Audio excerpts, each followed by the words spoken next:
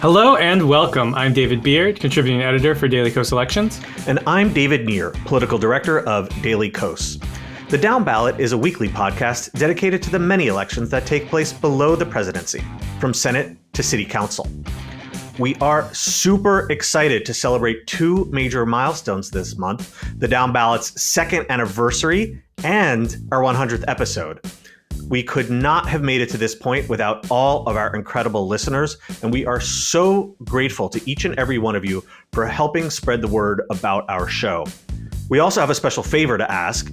You can help new folks discover the Downballot by reviewing us on your favorite podcast app. On Spotify and Apple Podcasts, you can give us a 5-star rating, and you can go one step further and leave us a written review on Apple Podcasts, which is like the New York Times bestseller list for podcasts.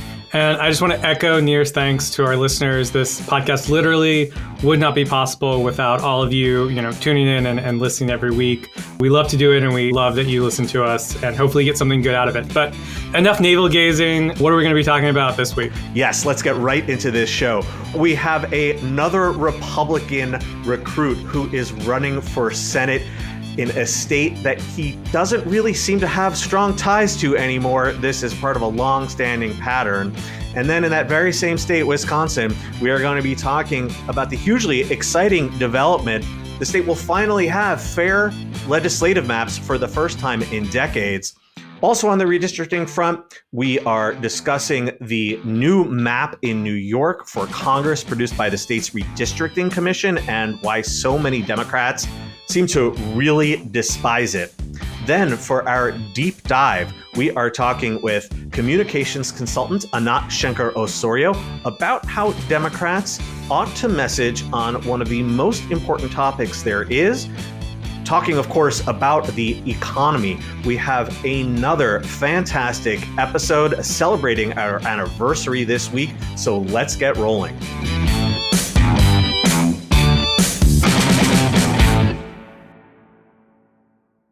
We're 8.5 months away from the general election in November of 2024, and I know that might seem like a long time, but for a Senate campaign, it's a really short amount of time. Yet it was only this week that Republicans finally managed to nail down a candidate in Wisconsin. Yeah, it's wild. It is not uncommon for Senate candidates to announce, say, like the first quarter of the odd year before. We have announcements that early because it takes a long time, if you're not an incumbent, to raise that money, to build up your name ID and everything. But in Wisconsin, Republicans have just been waiting and waiting, in the hopes that somebody they think is a decent candidate would announce. And they finally have that person, the NRSC's favorite, the establishment's favorite. Rich businessman Eric Hovde finally announced his campaign. One small problem with Hovde, though, he's about as connected to Wisconsin as Dave McCormick is to Pennsylvania and Tim Sheehy is to Montana, which is to say, not very. Or to put it in terms everyone will understand, about as connected as Dr. Oz was to Pennsylvania. Yes. You might be seeing a pattern here, which is Republican Senate candidates who like to parachute into competitive states. So Hovde, the Journal Sentinel reported in May, paid close to $7 million in 2018 for what they said, quote, was a luxurious hillside estate in Orange County, California, which is pretty far away from Wisconsin. He starred in ads for his bank that were filmed in California and even featured him in Old West garb, which again, not very close to Wisconsin. He was even designated by the Orange County Business Journal as one of the 500 most influential people in the county in 2020, which honestly is not really that impressive. It's one county and it's 500 people, but it does go to show that he is very well known in Orange County, California, not so much in Wisconsin. Orange County is, in fairness, a pretty big county. I tend to think that these lists you probably submit yourself. Mm-hmm. I'm not saying this is the case with this one, but for a lot of these lists, you pay to be on them. He was actually, Beard, believe it or not, he was on this list, though, for 3 years running. I mean, talk about setting down roots. Well, yeah, I mean, he's committed to Orange County, California, right up until February of 2024 when he's committed to the state of Wisconsin. So he said, he was born in Wisconsin, raised in Wisconsin, graduated from the University of Wisconsin, He's even got a business in Wisconsin. So that's his response, which isn't really a claim to anything other than 30 years ago or whenever it was he was growing up, he lived there. But he's obviously spent years and years away from the state. And Wisconsin, is not Nevada. Nevada is sort of the quintessential state where people don't really care if you didn't live there, if you're a more recent transplant. It's a very transient state. Lots of people move into Vegas. That's sort of what it's known for. There's other states that are a little more friendly to movement. A state like Wisconsin, a lot of those upper Midwest states, sort of like Montana, we've also talked about, these states, they care. They care that you're there, that you have the history there in that state, and that you didn't, fly away and come back when a Senate seat opened up. Even more amazingly, he was asked directly how much time he spends in Wisconsin. This was a little while back, and he wouldn't answer. He wouldn't even say, probably because he couldn't say, or because the answer sucks, or both. But I mean, man, it's not going to come up on the campaign trail. Let's put it that way. Yeah, it's the game plan that Democrats ran against Dr. Oz, among other things. Of course, Dr. Oz had a whole list of problems there. But among other things, the transplant issue is not going to go away. It is clearly proven to be effective. So it's just crazy how often Republicans go to this well. They're so desperate for a rich guy to relieve them of their fundraising woes that they can come from anywhere and run in any state as long as they're willing to self-fund. Now, Hovde may not have a clean ride all the way through the primary. A couple other Wisconsinites I say Wisconsinites, these are actual Wisconsinites. They've also said that they may run. A fellow rich guy named Scott Mayer said that he's going to decide within a month.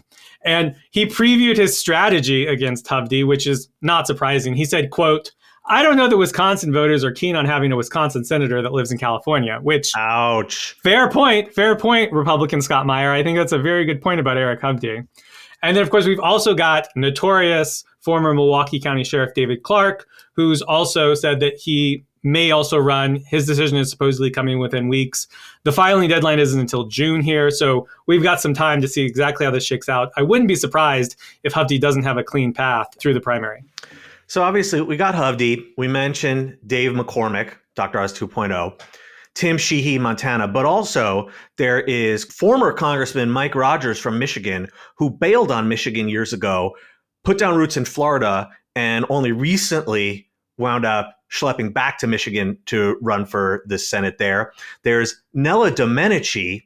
She is the daughter of former New Mexico Senator Pete Domenici. And you'd think, okay, well, daughter of a former senator, that's a great connection there. Well, she owns a luxury apartment in a luxury building on Fifth Avenue in New York City.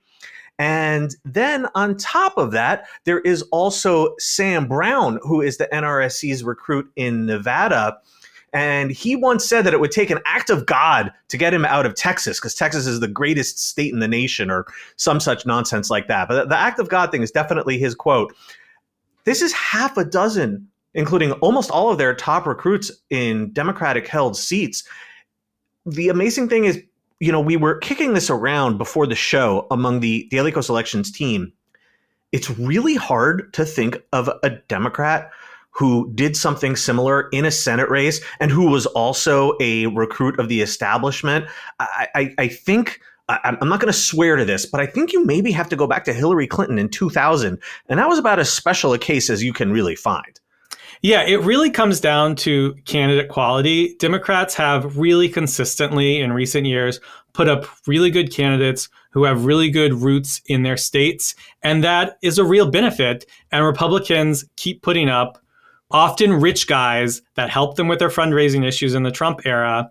And they just seem to think, oh, this isn't going to be an issue. And of course, in really red states, it doesn't need to be. Obviously, you can run a rich guy in some R plus 20 state, and that doesn't matter if they get through the primary and the NRSC doesn't have to care. But in these swing states like Wisconsin, you can't get away with this. This is not going to help them. This is to the degree that, this was going to be a competitive race. And of course, Wisconsin is a competitive state, but it's going to be a tough road to beat Tammy Baldwin. She's a really good senator. She's got a strong incumbency there. So to put up this guy, I'm not impressed.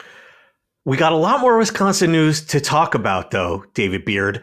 And it is some actually really amazing news, which is that for the first time in a very long time, the state will finally have fair legislative maps. Now, that's assuming that the state Supreme Court approves of new districts that were proposed by Democratic Governor Tony Evers and passed by Republican lawmakers, but I think that they are very likely to stand up.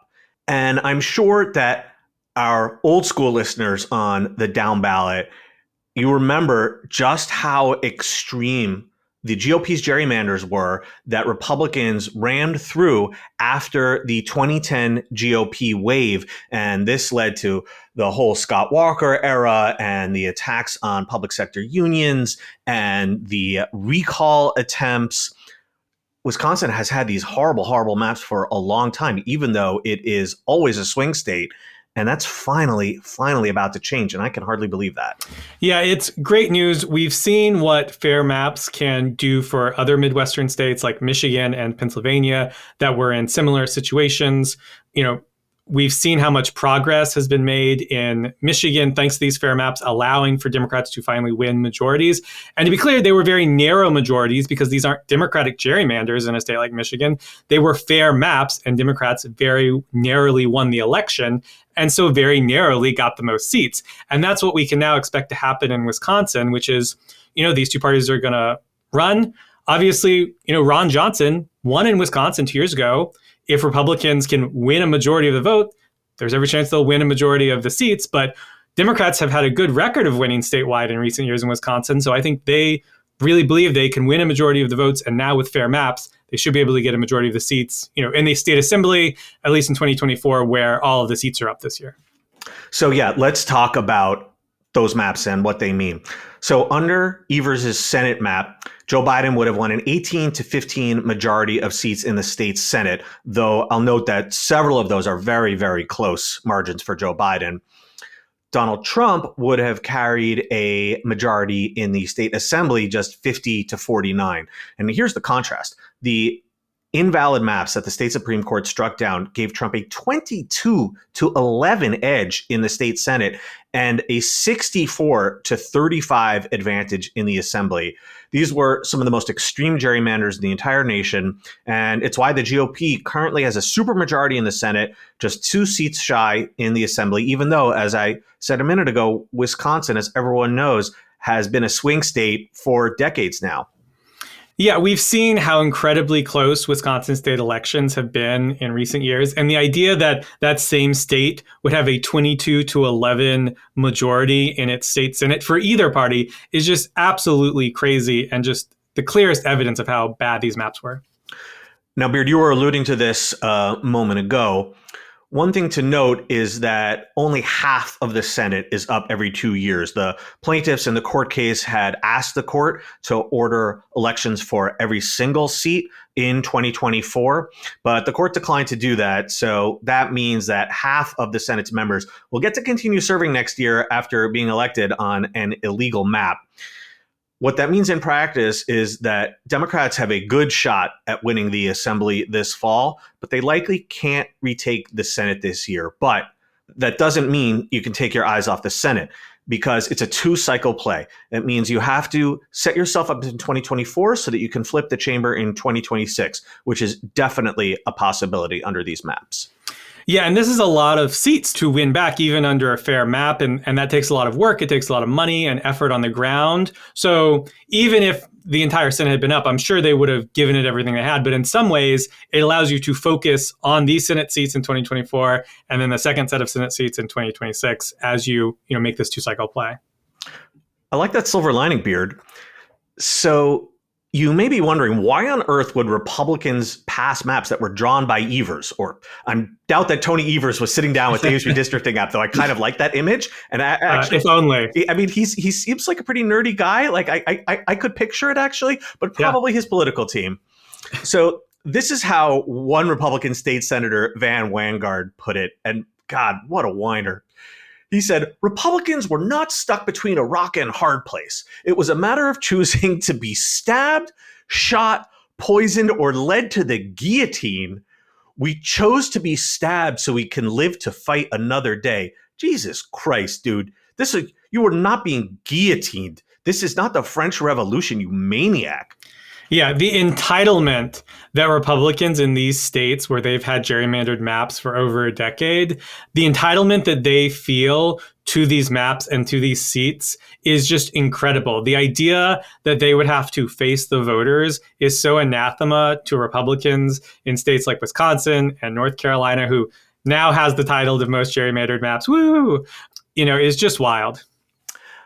The argument Vanguard was trying to make is that of all the plans that the state Supreme Court was considering, Republicans thought that the Evers proposals were the least bad for them. And in fact, Evers was reportedly under a lot of pressure from Democrats and progressives to veto his own maps because many folks felt that other proposals under consideration were better for any number of reasons.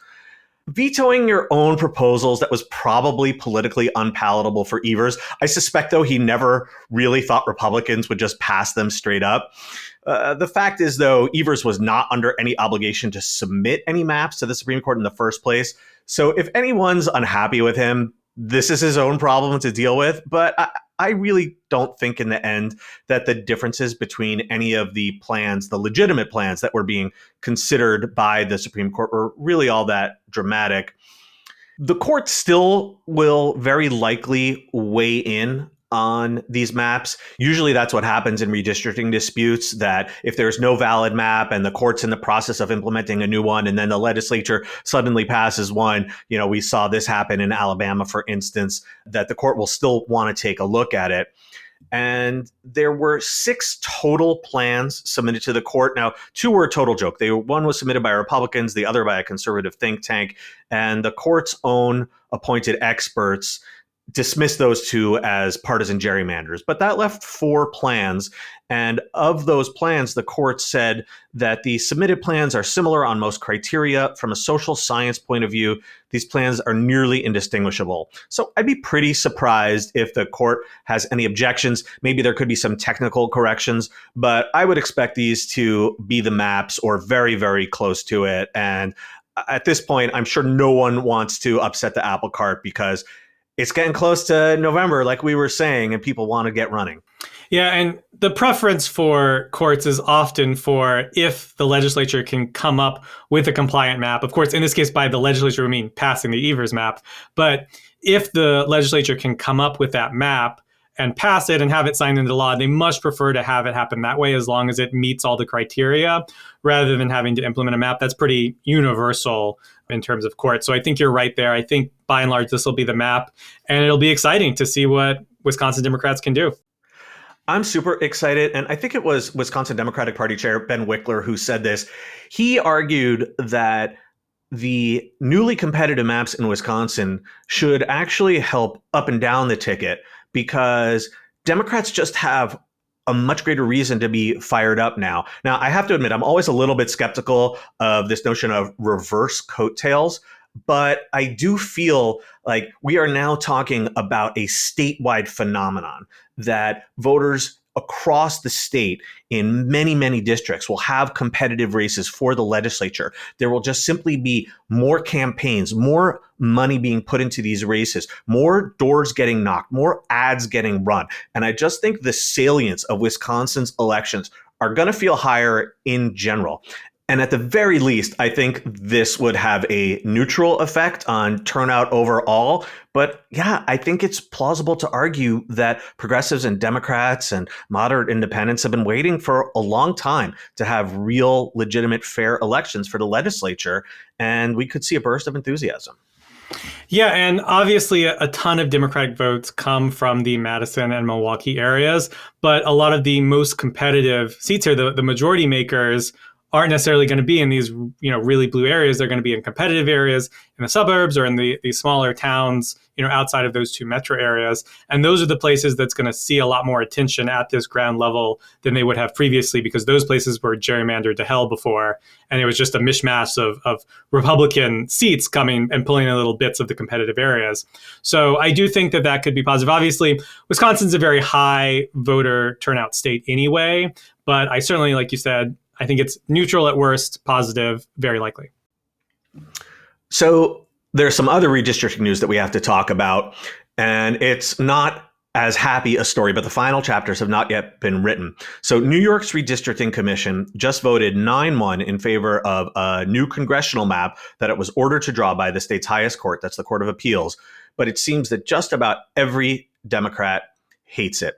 So here's the story. The new map doesn't make deep changes to the state's existing map, which was drawn by a court in 2022. But the changes it does make feel very scuzzy because they almost all somehow make life easier for incumbents. Now, the aspect of the new map that has gotten the most negative attention is this apparent bipartisan incumbent protection gerrymander in 2 competitive seats in the Hudson Valley.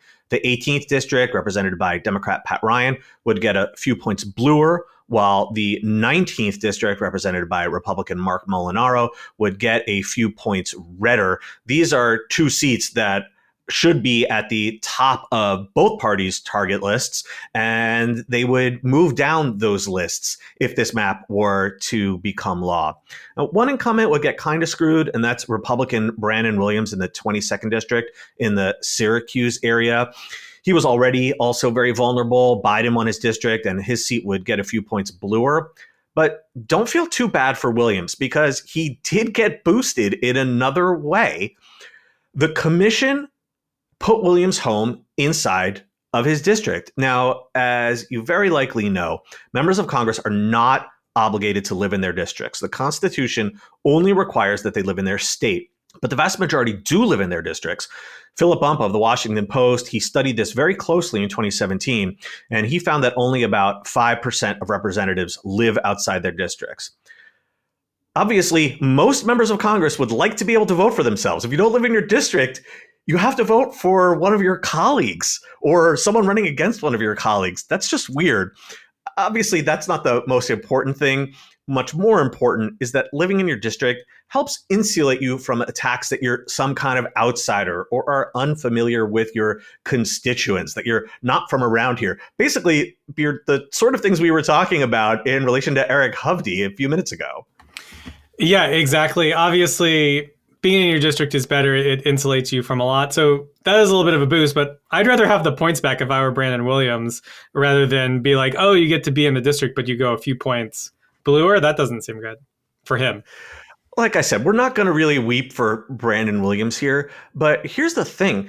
He was not the only member who had their house put back inside of their districts. In fact, 4 total, 2 from each party, saw changes made that would do the same thing. In addition to Williams, the others who got this treatment were Republican Nick Langworthy in the Buffalo suburbs, Democrat Paul Tonko in the Albany area, and none other than House Minority Leader Hakeem Jeffries in Brooklyn. But lest you think that the fix is in, Jeffries himself was very negative on the new map. He said, there is reason to be concerned with the failure of the commission to address many of the flaws in the current map drawn by an unelected out-of-town special master in 2022. Still very salty about that court-drawn map. Instead of remedying several of the substantive issues raised by good government groups related to communities of interest, the commission map ignores or exacerbates them. And he got even more specific. He said that the commission map breaks apart 6 additional counties in New York State, including one that appears gratuitously designed to impermissibly benefit an incumbent in the 19th congressional district.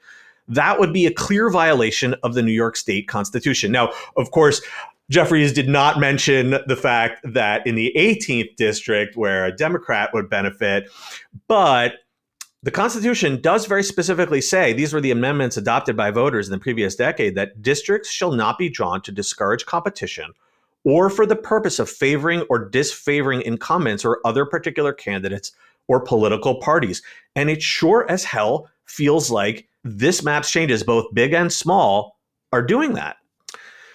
Now, we don't really know for sure what's going to happen. The legislature is on a break this week. Lawmakers reconvene on Monday. But I would be pretty surprised if they approve this map. I mean, when you have the House Minority Leader, the guy who is hoping to be Speaker of the House come next year, really trashing the map in pretty harsh terms, I think that that's a good sign that there aren't too many Democrats who are going to really want to cross Hakeem Jeffries here.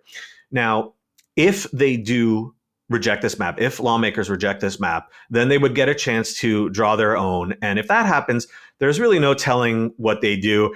There are a billion hypothetical plans floating out there on Twitter. I do think that Democrats probably want to avoid a really egregious or obvious looking partisan gerrymander, because we know that there are several judges on the Court of Appeals who are willing to say that partisan gerrymandering, or at least extreme partisan gerrymandering, might violate the state constitution. But I do think that Democrats are probably going to move quickly. We've seen them move very quickly on redistricting in the past. And once again, like I was saying in Wisconsin, people want to get busy campaigning. Yeah, absolutely. I've got a couple of points on this. First, I just want to reiterate, we've said this many times before, but just for anybody who hasn't been listening, of course, Democrats tried to pass a law to ban gerrymandering across the country, and Republicans stopped that from happening at the federal level. So as a result, Democrats are forced to try and take advantage of gerrymandering in a state like New York to try to counteract Republican gerrymandering that's continuing to go on in states like North Carolina, Texas, Florida, et cetera. And so lest anybody thinks that this conversation and our previous conversation with Wisconsin is hypocritical, we would love to have fair maps across the country. But given the situation we're in, Democrats have got to try to go after this New York map to make the overall playing field fairer. Now, having said that, there's a tension here within Democrats primarily between obviously those, some of whom were on the commission, who are favoring a very simple, incumbent-friendly map. We've seen that in other states where basically what they try to do is just make all the districts as friendly as possible for a bunch of the incumbents, like you talked about, moving them into their districts, cleaning up a couple to make them a little friendlier. And Democrats, more based in D.C., obviously led by Jeffries, who want to have a more aggressive pro-democratic map to try to make sure that we can pick up these seats. And what I suspect is that the Jeffries contingent that wants a more aggressive map than what the commission passed will likely win out because they care a lot more about the congressional map than folks in Albany do. Folks in Albany, they care a lot about their own maps, the state legislative maps, which aren't at issue here. And congressional maps, unless you're going to run for Congress, that's probably pretty low on your priority list if you're a state senator or an assembly person. So I wouldn't be surprised if Jeffries and that contingent, try to find a map that is both aggressive enough to really help Democrats, but they believe would still pass muster with the Supreme Court and have the state legislature hopefully pass that. Beard, to your point about unilateral disarmament, how Democrats can't afford to do that, I think there is a very stark difference between legislative redistricting and congressional redistricting, because it's really hard to come up with an excuse for why redistricting at the state legislative level, why gerrymandering would ever be okay. Like, I don't like being in the position of saying, well, Democrats got to gerrymander because we can't just let Republicans tilt the national congressional map all the way to the right. But that's just the reality that we face. Mm-hmm. But under what set of circumstances could you really say if Democrats win control of a swing state, well, they really got to gerrymander that legislature? That seems like BS. So I think that these are two very different beasts. I definitely would not approve of New York Democrats gerrymandering the state legislature. There would also be no reason to whatsoever. But yeah, I think we have to really view these two things as separate: legislative redistricting and congressional redistricting. Yeah, and I think most people understand that. I'm just imagining the Twitter trolls. Of course. I don't know if any trolls listen to the podcast. Hopefully all the trolls listen to the podcast. But I could just imagine them being like, hey, you said that gerrymandering was bad. And then you're talking about how you want to gerrymander something. So caught you. But I'm just like, no, you didn't. Oh, busted. So busted. Well, that does it for our weekly hits. Coming up on our deep dive, we are talking with communications consultant Anat Shenker-Osorio about how Democrats can message on the economy. A hugely important topic, a great interview. So stick with us after the break.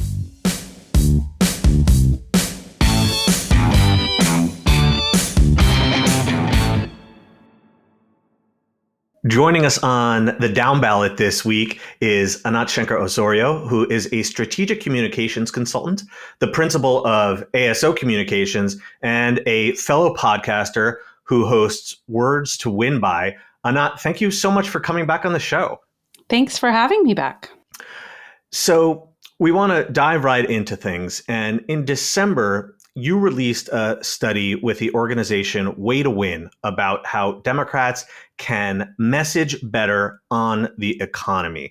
This is obviously a huge topic. This is what we want to devote this interview with you to. We would love it if you could start by giving our listeners an overview of what you found in this study. Sure, I'm happy to do that. I think that the crux of it, like the nut graph, if it were, an op-ed, is that if you're telling people the economy is so great, then you're telling people the economy is so great.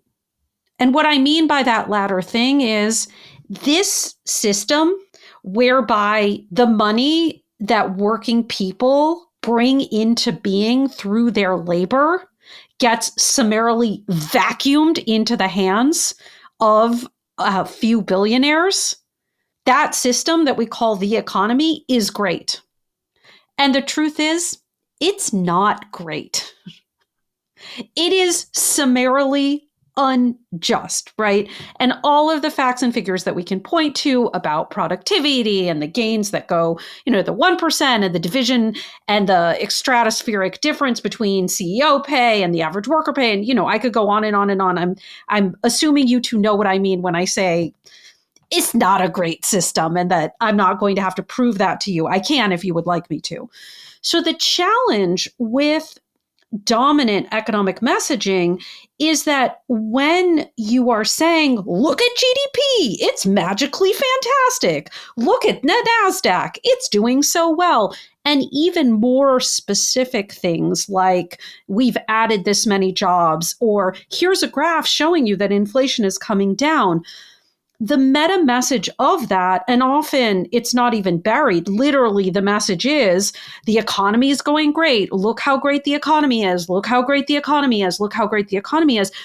You can't send that message without also endorsing or seeming to endorse the way that the economy is structured, which is fundamentally not okay. And so the essence of the research is that rather than speak about the economy and personify it and make it the object of our efforts, we have to actually speak about what is going well and what we are doing for people's economic well-being.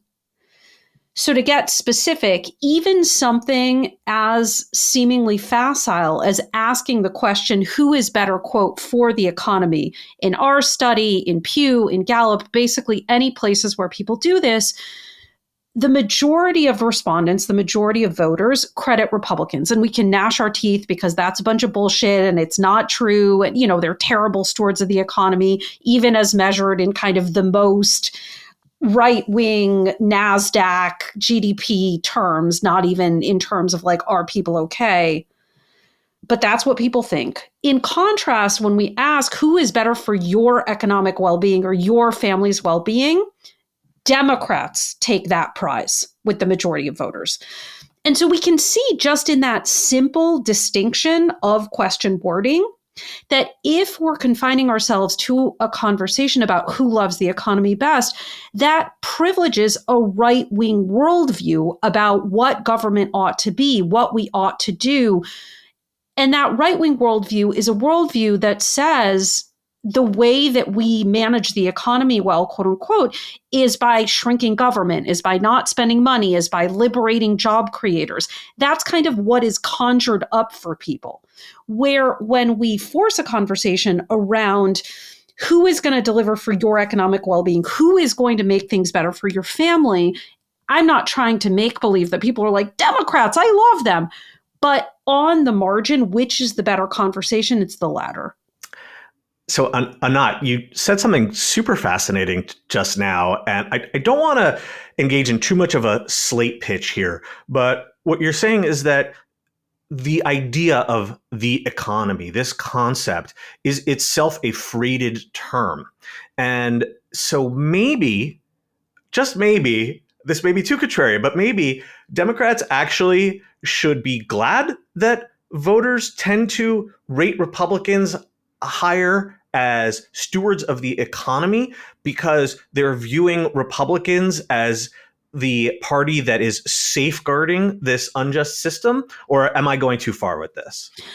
I think that if we could match both our rhetoric and our actions to that, and I'll describe what I mean by that, then that is the kernel of hope. Like, that is the sort of silver lining here in what has always been seen as really, really, really detrimental and really, really problematic. This thing that, when we're underwater in the economy, we can't win. Because, to be honest and frank, and it's important to do that, voters have been conditioned that they're supposed to care about how the economy is doing. Just like they've been conditioned to believe, many of them, that if you want less crime, you need more police. People's underlying desire in the second example is for safety. People want safety. They want to live and feel and be safe. Obviously, that's, pretty low on Maslow's hierarchy. They have been conditioned to believe that safety equals police, but their desire is actually for safety. So if you can make them understand and see that actually we achieve safety through these other means that are far more progressive, and by having a police force that acts in our interest, that respects all of us, that treats people as equals, that doesn't do color-coded policing, etc., then you can sell them on your plan, right? You can move from tough on crime, which is right-wing framing, to serious about safety, and you can have the brand advantage on that. The same kind of dynamic is happening on the economy. People absolutely believe that it's important that we have a robust, healthy economy and that it be, all the things, because they have been conditioned to believe that. But they also are very aware, and this comes through not just in our data, but in all of public data right now, despite all of the right-wing efforts to get them to point their fingers in the wrong direction, when we ask them questions around why are families struggling in America, their top picks, and this is both swing and turnout voters, are all populist, right? It's corporations gouging our prices. It's CEOs taking the money that our work creates. It's billionaires getting tax kickbacks. It's not paying what they owe. And like, all of your answers are the answers we would want. In contrast, we also offer them right-wing choices, right? Is the reason why people are struggling because too many handouts to the undeserving poor? Like, we give them that option. Or is it because too much government spending? Or is it because you're being taxed too much? And I'm not saying that nobody takes those choices. I'm not saying that 0% of voters, pick those options. What I'm saying is that the preponderance of people understand what's up. And so, to take your point, I'm just sort of bringing data to bear on the conversation. We are in this space where we have to own at least somewhat the being good at the economy. I think the way that we do that is by being good for your family's economic well-being. The way that we get to there is by remembering the time when being working class meant that you voted Democratic. It's not just that you voted Democratic. It's that being a Democrat was core to your identity. Now I'm talking back in the day. I'm talking FDR, right? In that time, if you were working class, what you understood was that Democrats were for the workers and Republicans were for the bosses. And that's how it was. And so if you were a worker and not a boss, you voted for Democrats. Once Democrats abandoned that conceit and they got swayed into neoliberalism and they said, no, there's no conflict between bosses and workers, right? You can be the party of Jeff Bezos and the Amazon union, which is bullshit. You cannot be. By definition, those two forces are in conflict. And they said, a rising tide can lift all boats. We can simply grow the economy. Once they started being for the economy and not for the working class, not for the working people, in opposition to the CEO class, then that is where working class identity fractured, and people began, as white people in particular, to have identity based around race, to have identity based around affiliation with an evangelical church. And that is where this whole problem of, Democrats losing share with the working class of all races started to happen. And so obviously, I don't think we're going to get there between now and November, but that's the fundamental shift, that we abandon this idea that we can be for the economy and we be unabashedly populist. So this is the difference between saying we passed the Inflation Reduction Act, or even worse, we passed the bipartisan blah, blah, blah, blah, blah. Because you get a solar panel and you get a solar panel and you get a bridge and you get a bridge and whatever. To saying we're here to make insulin affordable. And if pharma has a problem with that, they can fight us. We're here to keep and expand Obamacare, the ACA. We're here to cancel your student debts. And if Republicans have a problem with that, they can fight me. That's the difference. It's the difference between saying we grew the economy to we want to give you these things and these motherfuckers are the reasons you don't have them. Now, I want to get into the sort of specific recommendations from this study. But before we do that, I have one more question about sort of voters' feelings, in this time. Because I think if you look back, obviously, like you said, you don't need to convince us that the American economy is unfair to the working class and has been for a very long time. But there was certainly a stretch, I think, going back to the Reagan Revolution throughout the 80s, 90s, where when those economic indicators were good, people tended to be happy about the economy. You think of like the mid to late 90s, even as recently as like 2018, 2019, before the pandemic. And now it seems like that connection has been lost. And I'm wondering why that is. I think the pandemic seems like it's had an effect there where people are no longer taking, hey, the stock market is good and unemployment is low as like, therefore the economy, whatever you think of as the economy, is good. That seems to have been lost. Yeah, it's a great question. There's been a lot of hand-wringing and a lot of speculation and a lot of discourse on social media about what this is. It even has a cute name. It's called the vibe session. I don't know if you've come across that term. Sure. Yeah. I think that part of what's going on, and this is what the data indicate, so part of what's going on is that certainly presidential approval and the subset of that, which is presidential economic approval, right? The specific question, not just do you approve of President X, but do you approve of President X's handling of the economy? That's what I mean by economic approval. Has become more or less just are you a Democrat or are you a Republican question? And we can see these wild swings where people's assessment of how the economy is doing, if they're Democrats, they think it's doing better if a Democrat is president, and if they're Republicans, vice versa, irrespective of the actual economic conditions. So it's just sort of like, do you like the coach of the team? Like, even though, they are or are not making the playoffs. I should not use this analogy to know nothing about sports. And so this is the end. This is how much I can be in this analogy. I thought that one worked, though. I thought it worked. Go on. Okay. Don't ask me for further details about that analogy. I know that I walked straight in there and that was my fault. So I think part of it is just overall negativity. I mean, it's really kind of astonishing in the modern presidential era. So, since like the 90s, displeasure, and certainly since the 2000s, just kind of this general, do you think institutions are good? Do you think things are working? Do you think the country's on the right track? Do you like who's in charge?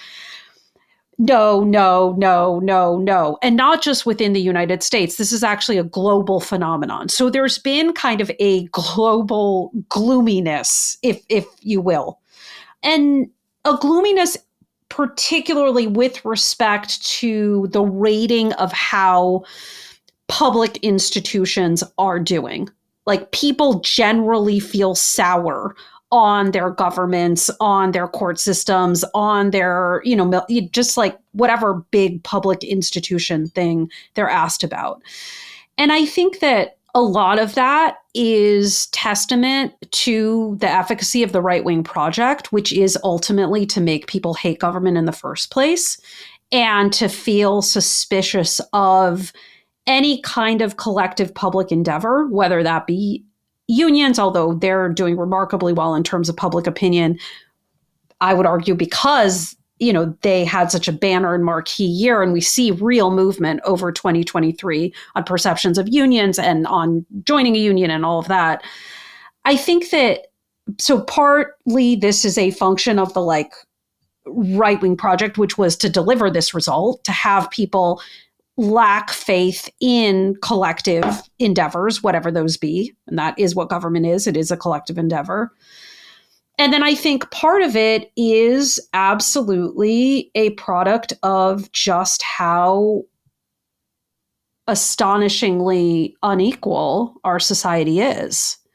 And I think that even though core economic indicators like unemployment, like manufacturing, like GDP size, even things like stocks, and to a certain extent, the control of inflation, certainly relative to how other OECD countries fared with respect to inflation.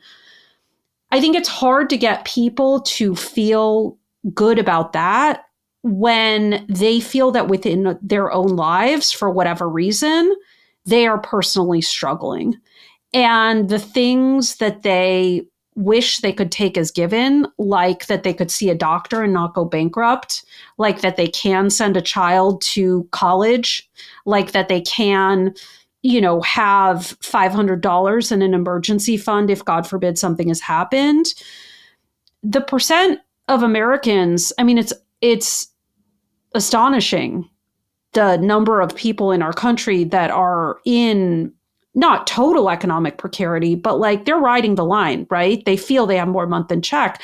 And so I think that when your own lived experience is one of, man, it doesn't matter what I do, I just cannot get ahead, it's hard to feel good. So, Anat, I want to get back to the study that we mentioned at the start of this segment. You talk about 3 pillars in this study, and I'd love for you to break down each of these and really what it is you think that Democrats will have the most success in emphasizing. So the first is delivering tangible kitchen table economic benefits. Number 2, confronting powerful special interests such as big corporations. And number 3, pledging to protect key personal liberties and freedoms led by the right to legal abortion. Yeah. So I think what it's important to recognize is that, to paraphrase Audre Lorde, people don't lead single issue lives. And I would add, we don't confront single issue attacks. And so in order for, quote unquote, an economic message to be successful, it has to be about more than economics. That's another big, big finding. People are not, yes, they will always tell you in every survey, what's your top issue, the economy. But I can assure you that at the proverbial kitchen table, people discuss lots of things. They discuss whether or not they're pregnant, whether or not they can receive abortion care, if their kid is struggling in school, if their kid is being bullied, whether or not they're going to be able to see a doctor, what's going on with their parents, elder care. People discuss a lot of things at the kitchen table. And obviously there's an economic dimension to all those things that I named. So I'm taking them in reverse order. The third one is really that an effective economic message has to speak to people's whole lives. It has to speak both to where they feel that they are in this moment. And that's kind of just the rule number 1 of empathetic listening. You can't have a message to people that's but the economy is great. What are you complaining about? What are you whining about? You're not going to get a lot of traction out of that. People are just at best going to be annoyed with you. You're not going to get a lot of traction out of taking a victory lap that's about you and not about them. So a message that works, we shorthanded it a better life, which does all three of those elements, right? It speaks to the life that people feel that they have and the life that they want to have, not just the wallet that they want to have. It brings in these other issues of abortion and the myriad ways that MAGA Republicans are trying to take away our freedoms. And it is deeply populist.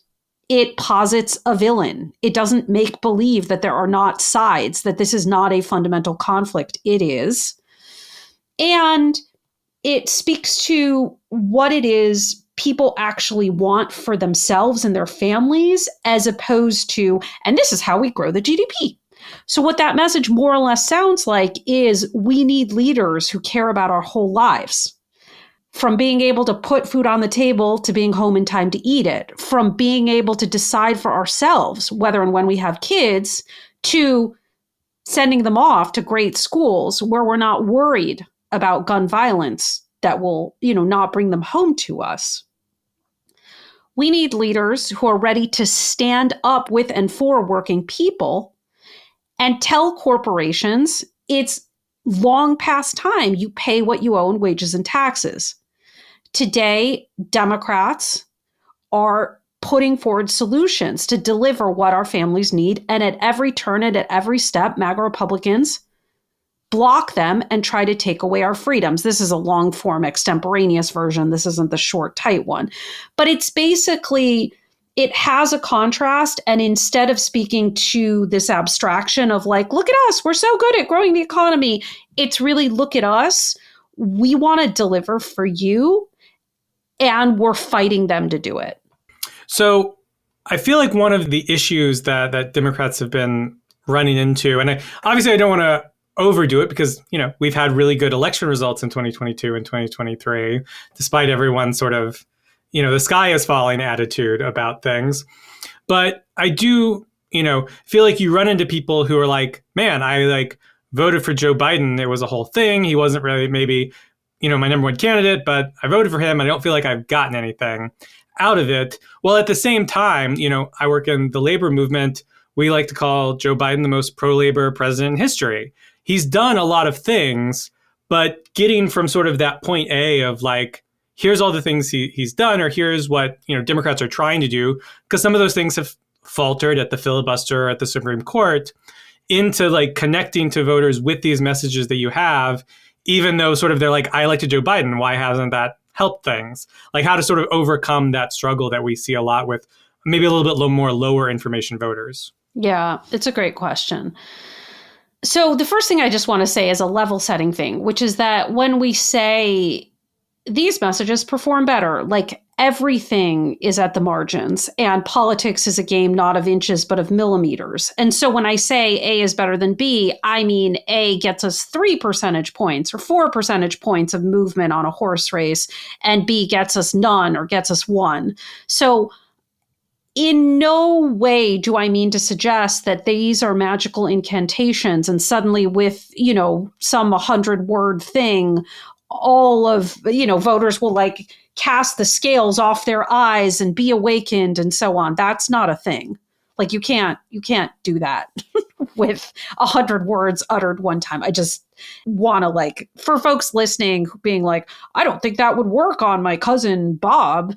Okay, it wouldn't. We're talking about in the aggregate. Yeah. So what you say to that kind of a person, you have a couple of options. It depends a little bit about, more about who they are, because there are subsets within that kind of a person. One kind of a thing that you can say is when we think about every significant change that we've ever had in our country that has been for the good, civil rights, granting women the vote, or respecting that women had the right all along and you just didn't feel like, paying attention to that. The ADA, the Americans with Disabilities Act, the 8-hour workday, child labor laws, other kinds of the ability to unionize, join together, et cetera. Every single one of those advances has not been gotten by electing someone. 0% of those advances, none of them are achieved through electoral means. All of those advances have been achieved by agitating, organizing, and using and flexing our power through means outside the electoral system. The purpose of the electoral system, which is to be generous, inadequate, and to be honest, a piece of shit, is to create the conditions through which we can engage in these other fights to actually get the things we want. And so the reason why we reelect Joe Biden is because Joe Biden is the president that is going to allow us to yell at Joe Biden when we disagree with what he's doing. He's going to be the president in more positive terms that comes to the picket line, and more broadly, that never gets in the way of labor organizing. I mean, never may be an exaggeration when we think about the railroad strike. I'm already ready to take that back. But so that's one approach. One approach is to go meta and to say elections are about creating a fundamental precondition, and actually we've never gotten change through elections. And to think that that's a thing that happens is to not understand that actually capitalism is in charge, and the only way to make fundamental change is to throw sand in the wheels of capitalism. And that's really always been the case, in my opinion. The other way of doing it is you have less time. You know, that person is not like ready to hear about the revolution, which is what I would, like generally speaking, my message is like, we just need a general strike, like screw the rest of it. Probably not the most effective electoral message. That's this is me on my own time. Sure. But the message that is sort of more electorally confined is to say, yeah, look, I hear you. And, more importantly, I see you. You're putting in the time, you're putting in the labor, you're working damn hard. I see what you're doing. And you and all of us deserve a fair return on our work. All of this money that we are making for these CEOs who just keep taking, yeah, we should be seeing the return on everything that we're creating. And we have a far way to go. But what we have done in this period is we have had, by year's end of 2023, in 2023 alone, I think the last count was 300 separate labor actions over the course of the year. Please feel free to correct me if it was more than that. That might be a low end. What we have had is real gains to working people's wages. What we had was, for example, a child tax credit that Republicans then took away from us. We know that we can change these rules because when we exercise our power in the industries and the places where we exercise our power, we do change these rules. And the gains that we've made, we need to build upon them. Like you point to what has been achieved by working people. Notice I never said, Joe Biden gave you this, Joe Biden gave you that, Joe Biden gave you this. Why don't you feel more grateful to Joe Biden?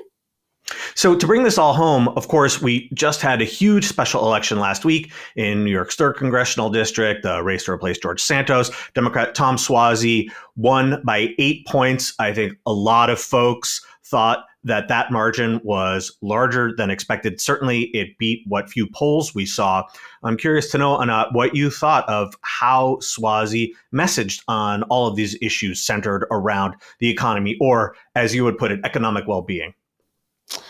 Yeah. So since I'm just going full chaos Muppet on you in this interview, I'm going to challenge the premise of the question. I don't actually think, and this is Message Lady about to say this, you ready?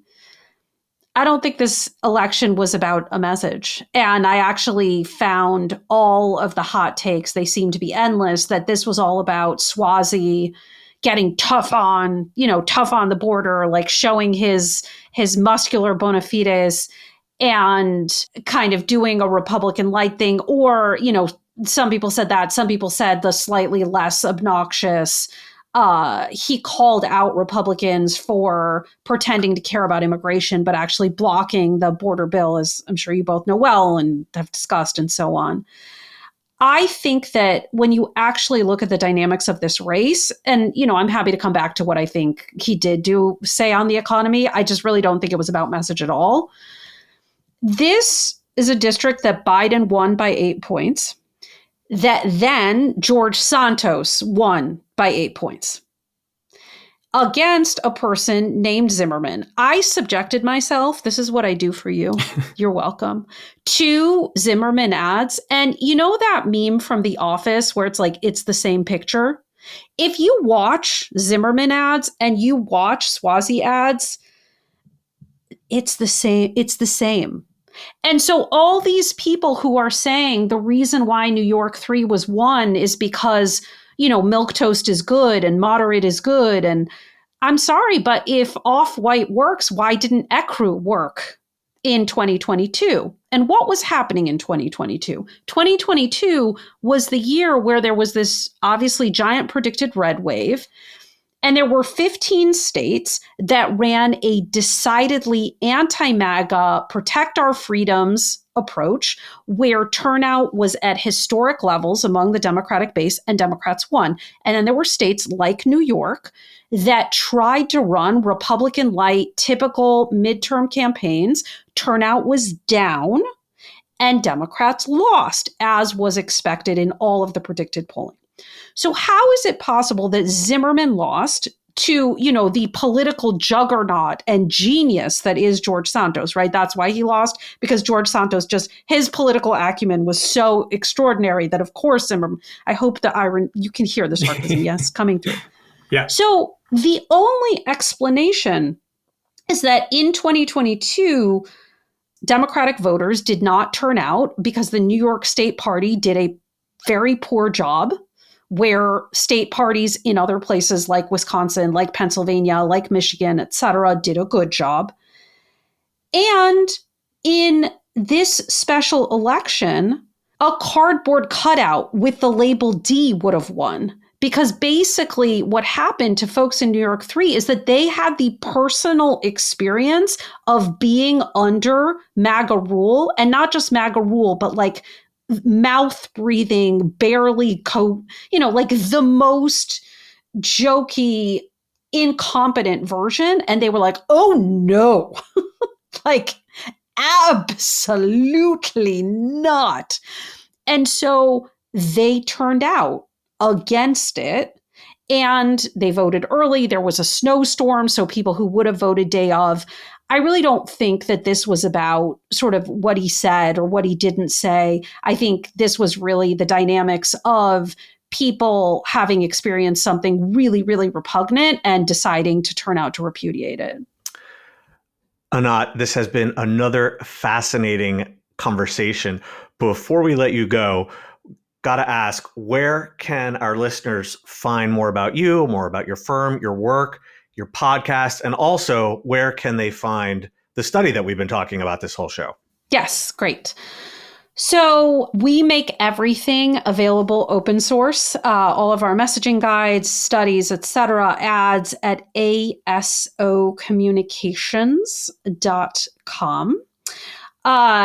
My podcast is called Words to Win By. It's in all the podcasty kind of places. There's also a website for it. And the last 2 episodes, the finale that have just come out, are all about the economy. And in the show notes and on the website, you will find the study. It's called From the Kitchen Table to the Whole House. And yeah, those are the spots. I'm also on the thing I refuse to call other than Twitter. I know, it's terrible. I just don't have the bandwidth to deal with something else. I will. At Anatosaurus, I try to follow my own advice, but there are definitely moments where it's, do as I say, not as I tweet. And I just sort of go off and get angry instead of doing good messaging. Well, kicking the Twitter habit, I think, has been hard for a lot of us. We have been talking with Anat Shenker-Osorio, strategic communications consultant and principal of ASO Communications. Anat, thank you for coming on the Downballot again. Thanks for having me. That's all from us this week. Thanks to Anat Shenker-Osorio for joining us. The Downballot comes out every Thursday, everywhere you listen to podcasts. You can reach out to us by emailing thedownballot@dailycoast.com. If you haven't already, please subscribe to the Downballot on Apple Podcasts and leave us a 5-star rating and review. Thanks to our editor, Drew Roderick, and we'll be back next week with a new episode.